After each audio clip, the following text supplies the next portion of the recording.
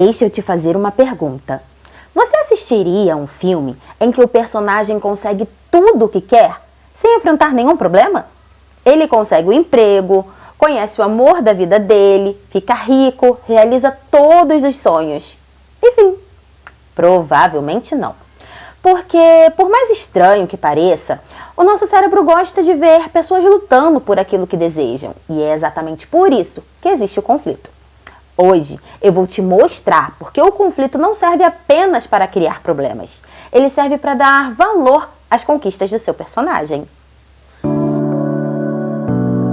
Na aula 1, nós aprendemos que toda história começa quando alguém quer alguma coisa. Na aula 2, descobrimos que o leitor continua lendo porque quer responder uma grande pergunta. Agora falta entender uma coisa. O que impede essa resposta de chegar logo no primeiro capítulo? A resposta é o conflito. Quando você ouve a palavra conflito, o que vem à sua cabeça? Uma briga? Uma discussão? Um vilão? A maioria das pessoas pensa nisso.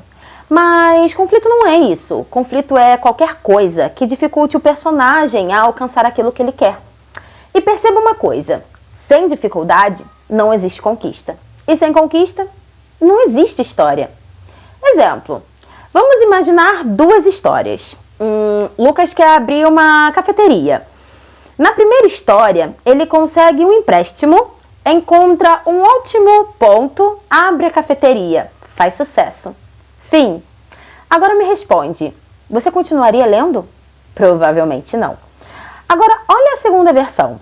Lucas quer abrir uma cafeteria. O banco nega o empréstimo. O concorrente compra o ponto que ele queria. A família diz que ele está perdendo tempo. Mesmo assim, ele continua tentando. Percebe a diferença? O objetivo é o mesmo, mas agora existe algo para superar. Existe uma fórmula muito simples. Desejo, obstáculo, conflito. Por exemplo, uma atleta quer ganhar uma maratona, mas rompe o ligamento meses antes da prova. Um advogado quer provar a inocência do seu cliente, mas todas as provas apontam para ele. Uma adolescente quer contar, quer se declarar para o seu amor, mas descobre que ele vai viajar para outro país. O conflito nasce exatamente quando o desejo encontra uma barreira.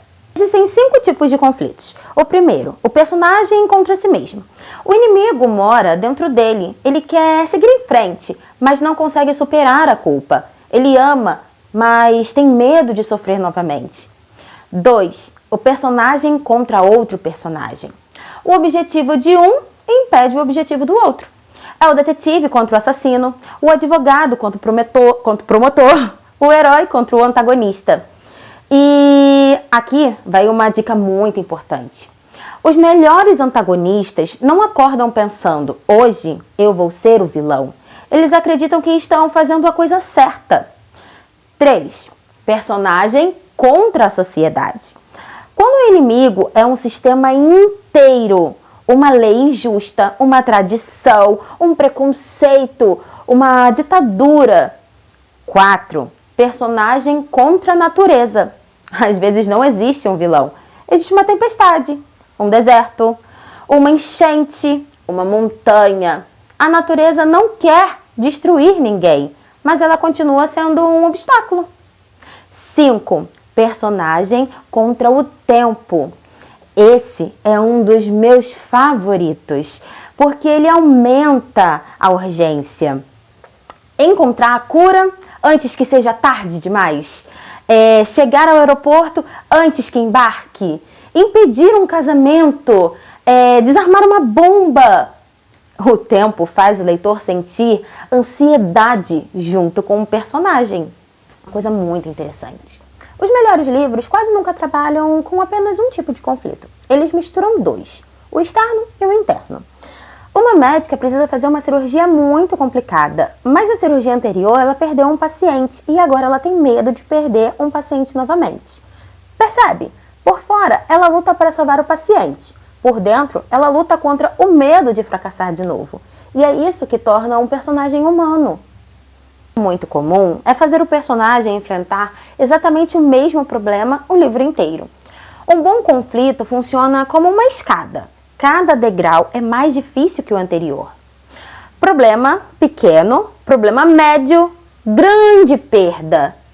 Escolha impossível, confronto final. Se o capítulo 10 tem o mesmo nível de dificuldade do capítulo 2, a história perde força. Eu quero que você nunca mais esqueça desta pergunta. O que o personagem pode perder? Porque quanto maior for a resposta, maior será a tensão. Exemplo, perder um emprego, perder um casamento, perder um amigo, perder a liberdade, perder a própria vida. É isso que faz o leitor ficar preocupado. Potter deseja proteger Hogwarts e derrotar Voldemort. Conflito externo, Voldemort e seus seguidores. Conflito interno, medo, responsabilidade e dúvidas sobre o seu destino. Jogos vorazes, desejo, sobreviver e proteger quem ama. Conflito externo, os jogos e a capital. Conflito interno, culpa, medo e peso de se tornar um símbolo. Orgulho e preconceito, desejo, manter sua independência. Conflito externo, normas sociais e mal entendidos. Conflito interno, orgulho e preconceitos. Verite, desejo, concluir o livro e reconstruir a carreira. Conflito externo, os segredos da casa. Conflito interno, medo, paranoia e dúvida sobre em quem confiar. As 3 marcas. Desejo, Chloe quer reconstruir a própria vida e proteger quem ama. Conflito externo, as ameaças, os segredos, as pessoas que a cercam. Conflito interno, os traumas, a culpa e a dificuldade de confiar novamente. Percebe que o gênero muda completamente, mas o conflito continua sendo o motor da história?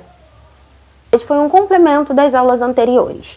Só um pouquinho mais de se aprofundar, né, no conflito, tanto o conflito interno quanto o conflito externo. A gente entende que todas as histórias, o motor da história é o conflito. Todo personagem, ele busca alguma coisa, ele deseja alguma coisa, mas para ele conseguir alcançar o que ele deseja, existe o conflito.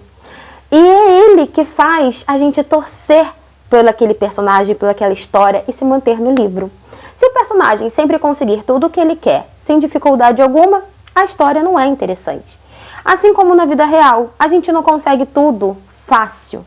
Então, quando a gente está lendo um livro, a gente quer sentir que eles mereceram aquela recompensa. E é isso que o conflito é num livro, na história. Então, se essa aula fez sentido para você, deixe seu gostei, compartilhe com aquela pessoa que sonha em escrever um livro e se inscreve no canal. Sábado que vem tem mais. Vamos entrar na aula 4. E aí sim vocês vão descobrir um pouquinho mais do mundo literário.